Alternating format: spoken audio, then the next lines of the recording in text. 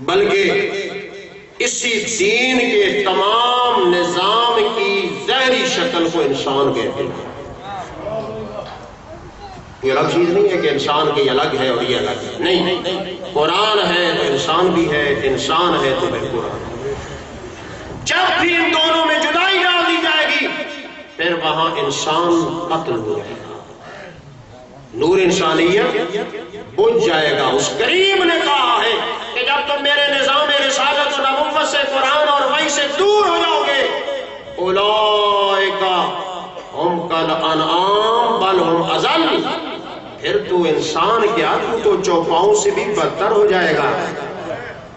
لہذا جب دیکھنا ہو کہ دین کس چیز کا نام ہے، اسلام کس چیز کا نام ہے، انسان کامل کے کردار کا نام اسلام ہے، انسان کامل کے افکار کا نام اسلام ہے، انسان کامل کے اخلاقیات اور رویے اور لین دین اور تجارت اور سیاست کا نام دین مبین اسلام ہے۔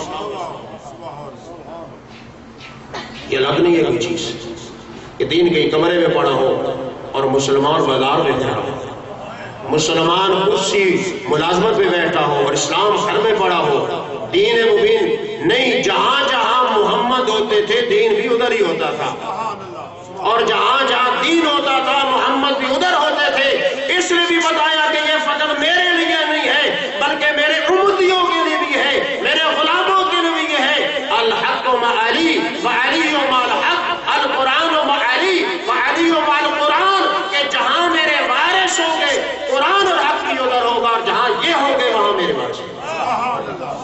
نعرہ تکبیر، نعرہ رسالت، نعرہ حیدری، جشن عید میلاد النبی، جشن عید میلاد النبی۔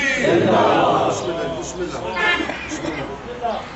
بڑا اعزاز ہے، بہت بڑا اعزاز ہے امت محمدی میں سے۔ امام علی کا سب سے بڑا اعزاز کائنات کا، سب سے بڑی نعمت امت محمدی کا اعزاز، بہت بڑا اعزاز۔ اگر کوئی شخص کلمہ رسول پڑھ لیتا ہے وہ اپنے آپ کو بہت بڑا ایک چیز ہے، لیکن شرط یہ ہے کہ واقعاً امتی ہو۔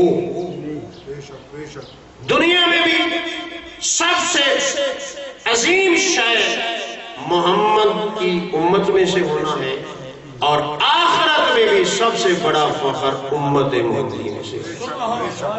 تو پھر جب یہ اتنا بڑا اعزاز ہے تو یہ پھر اعزاز ہے کیا، کیسے حاصل ہوا؟ کیا صرف بچپن میں اگر ہمارے کان میں اذان اور اقامت کہہ دی جائے، یا تھوڑے سے سمجھدار ہو تو کلمہ پڑھ لیں تو کیا امتی بن جائیں گے؟ نہیں، امتی بننے کے لیے تو صرف ہمارے فارسی کا جہاد دیکھنا ہوگا، امتی بننے کے لیے تو بزرگ فاری کی قربانیاں دیکھنی پڑیں گی، امتی بننے کے لیے تو آل محمد کی قربانیوں کو دیکھنا ہوگا۔ امتی وہ ہوتا ہے جو اتباع محمد میں ایک ایک سانس لیا ہے، امتی وہ ہوتا ہے جو ایک ایک سانس سیرت مصطفیٰ میں گزارے۔ صلوات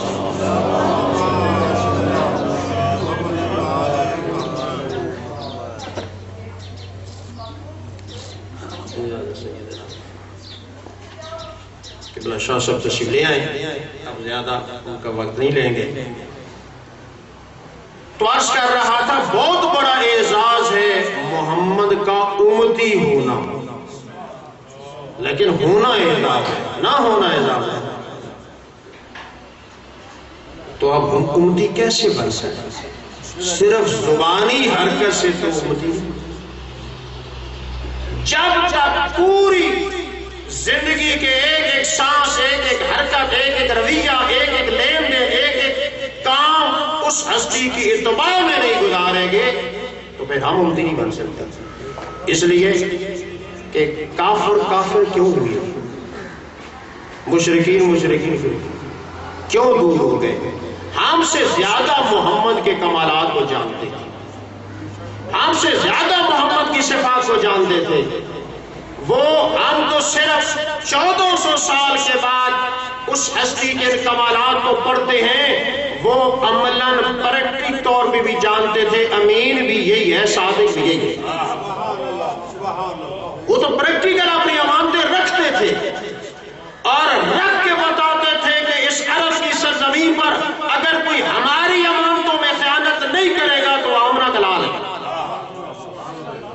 وہ اپنی زبانوں سے اپنی محفلوں میں جب بیٹھتے تھے اور بات ہوتی تھی سب کہتے تھے اس پوری دنیا میں اگر کوئی ہم سے سچ بول سکتا ہے تو آمنہ کلا لے.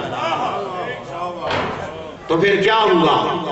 جو اتنا کچھ ماننے کے باوجود بھی امتی نہ بن سکے. کیوں؟ اتباع مشکل تھی. شاید کلمات وہ پڑھ لیتے، ظاہری محبت وہ بھی رکھتے تھے، اچھے خاندان کا چشم و چراغ ہے، بلکہ بڑے بڑے مشورے بھی دینے آئے تھے کہ ہم آپ کو سردار بناتے ہیں، ہم آپ کو خزانے دیتے ہیں، ہم آپ کو خوبصورت عورت دیتے ہیں، صرف ہمارے بتوں کو کچھ نہ کہو، صرف ہمارے بتوں کو کچھ. اتباع مشکل تھی، اتباع مشکل تھی، اس لیے کہ کردار مصطفیٰ کو اپنانے کے لیے دنیا چھوڑنی پڑتی تھی، انا کو چھوڑنا پڑتا تھا، شہرت کو چھوڑنا پڑنا تھا، اور اپنے سارے اقتدار اور چودراہٹ کو قربان کرنا تھا. اس لیے وہ امتی نہ بن سکتے. اتباع مشکل تھی.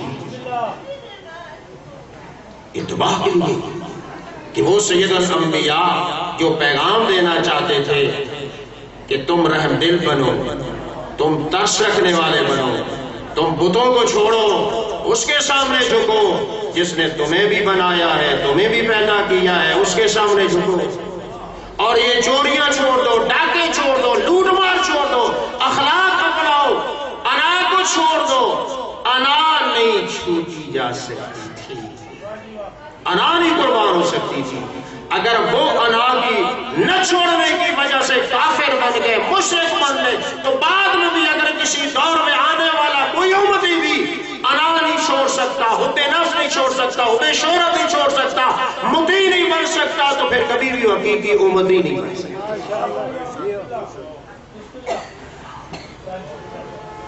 علی کو کیوں چھوڑا؟ کیا وہ علی کے کمالات سے آگاہ نہیں تھے؟ کیا وہ علی کے فضائل کے قید نہیں تھے؟ کیا علی کے فضائل کو نہیں جانتے تھے؟ علی کے علم کو نہیں جانتے تھے؟ علی کی شجاعت کو نہیں جانتے تھے؟ علی کی عبادت کو نہیں جانتے تھے؟